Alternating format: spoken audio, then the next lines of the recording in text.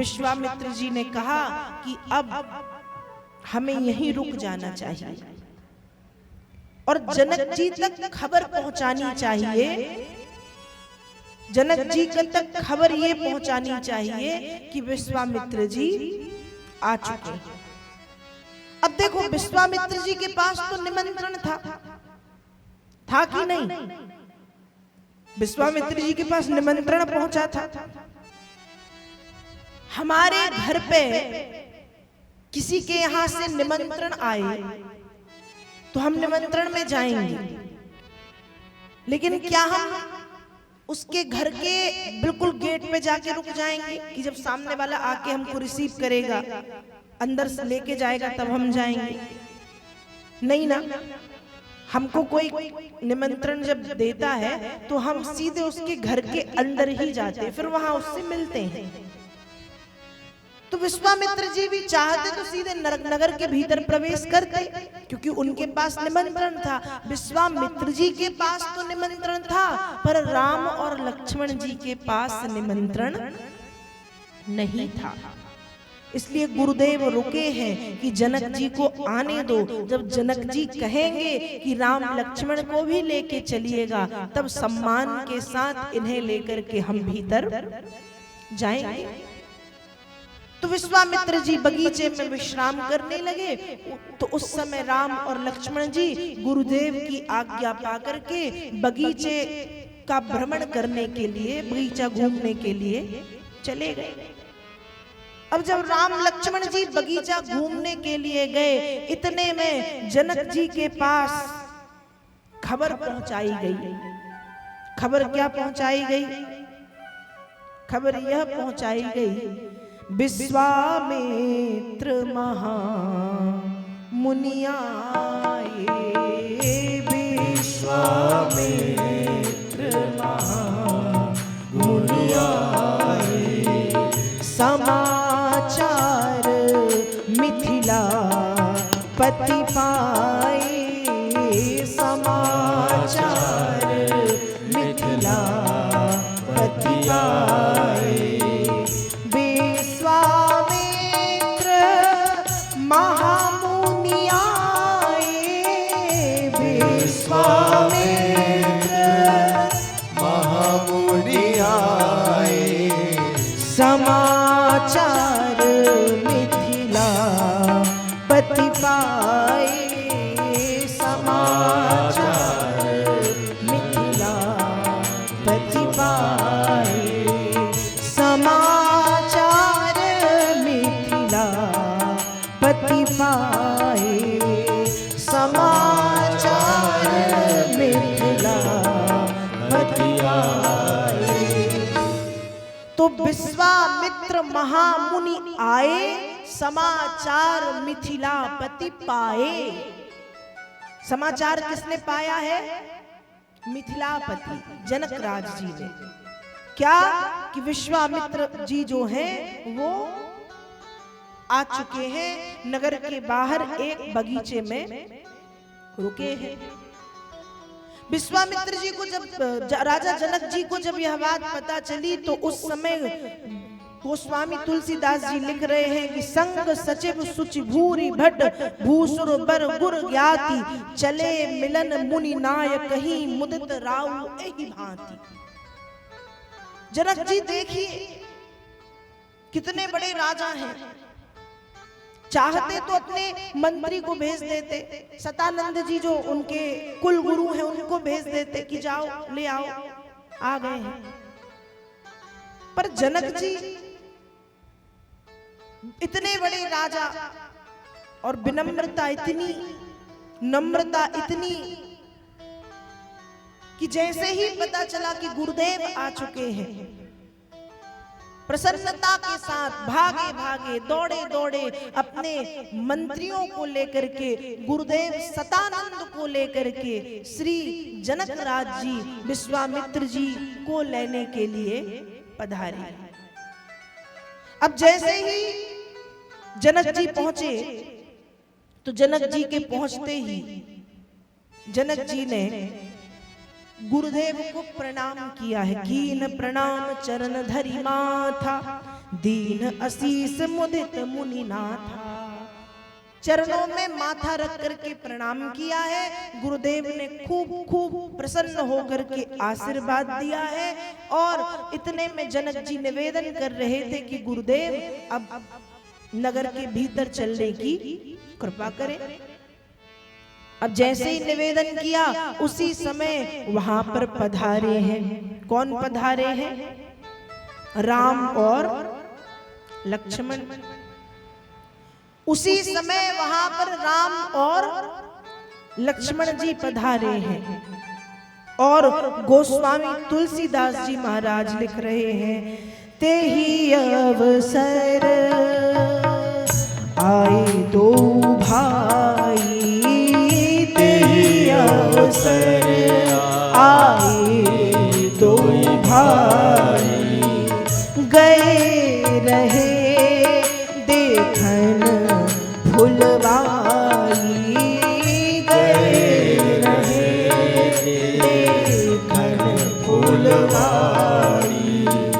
श्याम गौर मृदु बयस किशोरा, श्याम गौर बयस किशोरा, श्याम गौर मृदु बयस किशोरा, श्याम गौर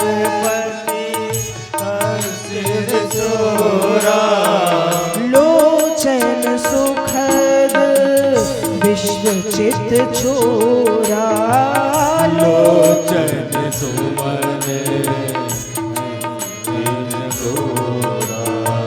लोचन सुखद विश्व चित छोरा, लोचन सुखद विश्व चित छोरा।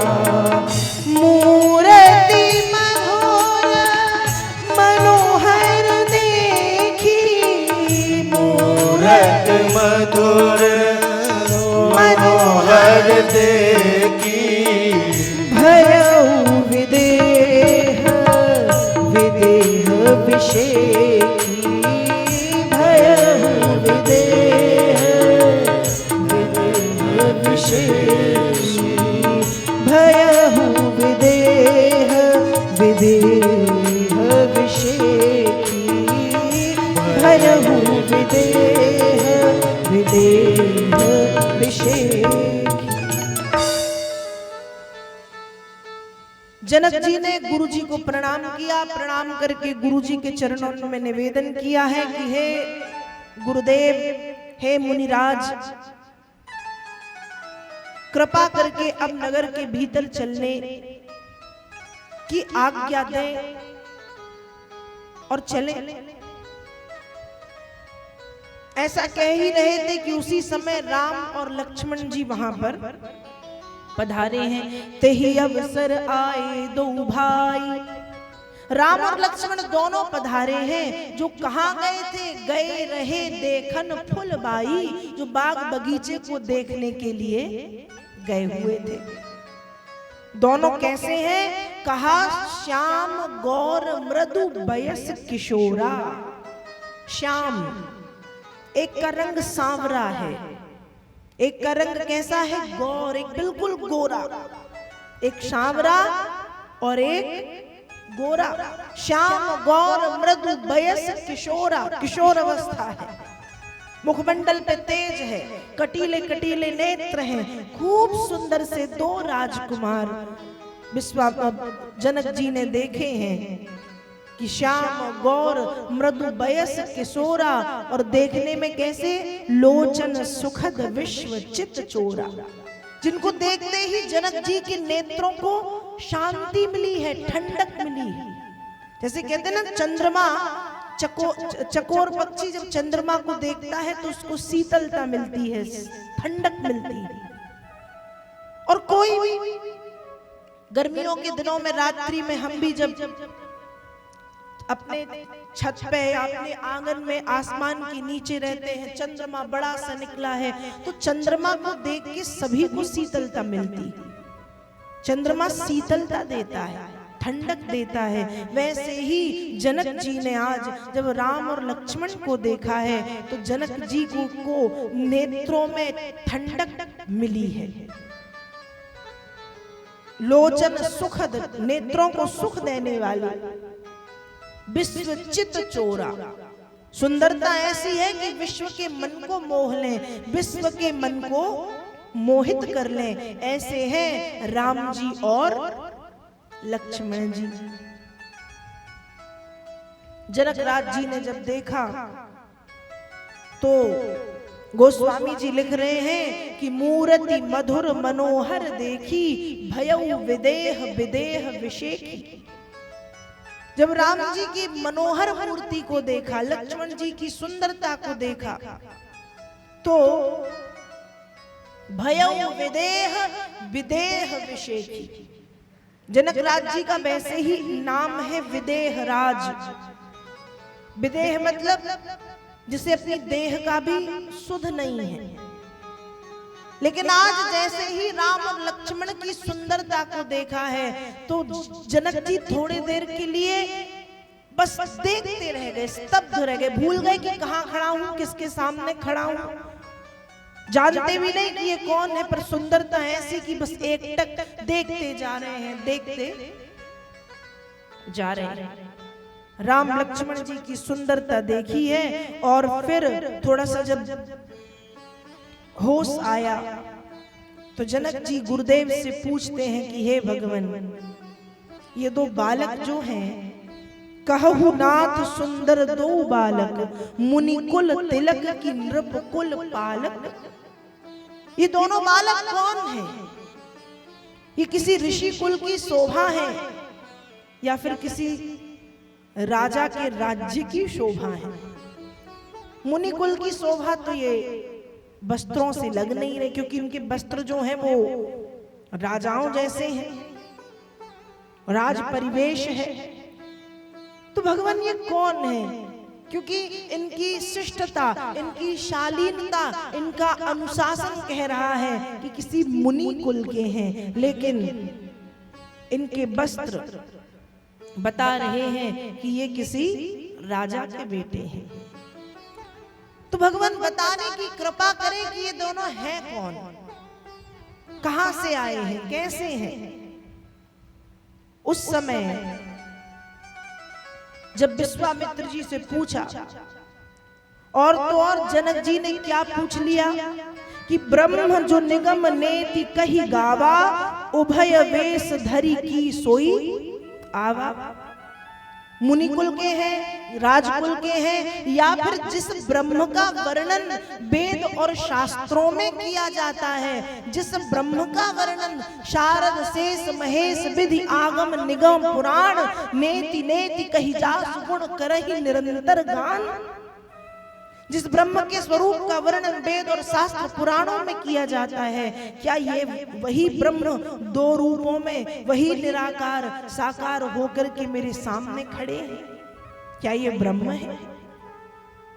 जनक जी पूछ रहे हैं। जनक जी कहते हैं, सहज विराग रूप मन मोरा, सहज विराग रूप मन मोरा, थकित होत जिमी चंद्र चकोरा, थकित होत जिमी चंद्र चकोरा। इन्हीं बिलोकत अति अनुरागा, इन्हीं बिलोकत अति अनुरागा, इन्हीं बिलोकत अति अनुरागा, इन्हीं बिलोकत अति अनुरागा। बरबस ब्रह्म सुख मन त्यागा, बरबस ब्रह्म सुख मन त्यागा।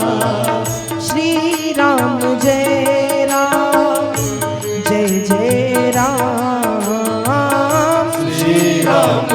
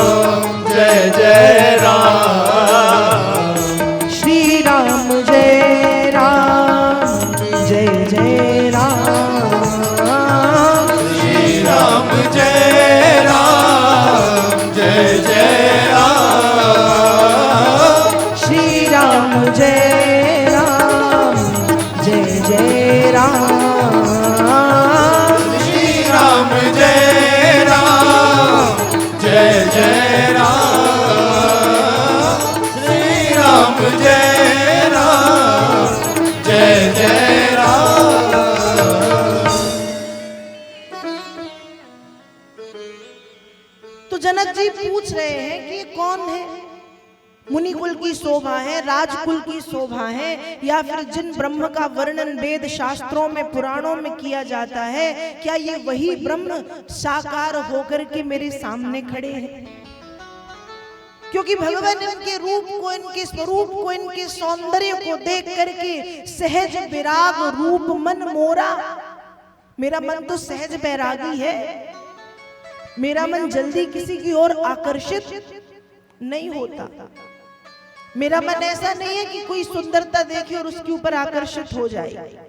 मेरा मन बैरागी है, सहज विराग रूप मन मोरा। लेकिन जब से मैंने इन्हें देखा है उस समय से थकित होत जिमि चंद्र चकोरा।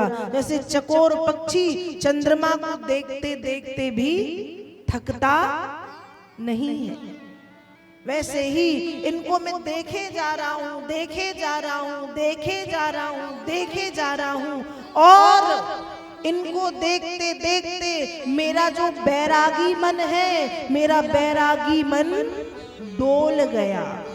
कैसे हो गया? डोल गया। ऐसा लग रहा है कि मेरे मन के शांत जल में किसी ने कंकड़ फेंक करके उथल पुथल मचा दी। इनको देख करके मेरे बैरागी मन में अनुराग उत्पन्न हो गया है, प्रेम उत्पन्न हो गया है, इन दोनों से मुझे प्रेम हो गया है। ये कौन है? विश्वामित्र जी मुस्कुराए और विश्वामित्र जी उत्तर देते हैं, एक प्रकार से इशारा तो कर दिया कि जो तुम समझ रहे हो कि ब्रह्म जो निगम नेति कह गावा, वही है ये ब्रह्म। इशारा किया है, बिल्कुल बिल्कुल मतलब सामने से तो नहीं कहा, लेकिन इशारा कर दिया। और जो सांसारिक परिचय है वो विश्वामित्र जी दे रहे हैं कि हे महाराज, ये जो दोनों बालक हैं कौन है?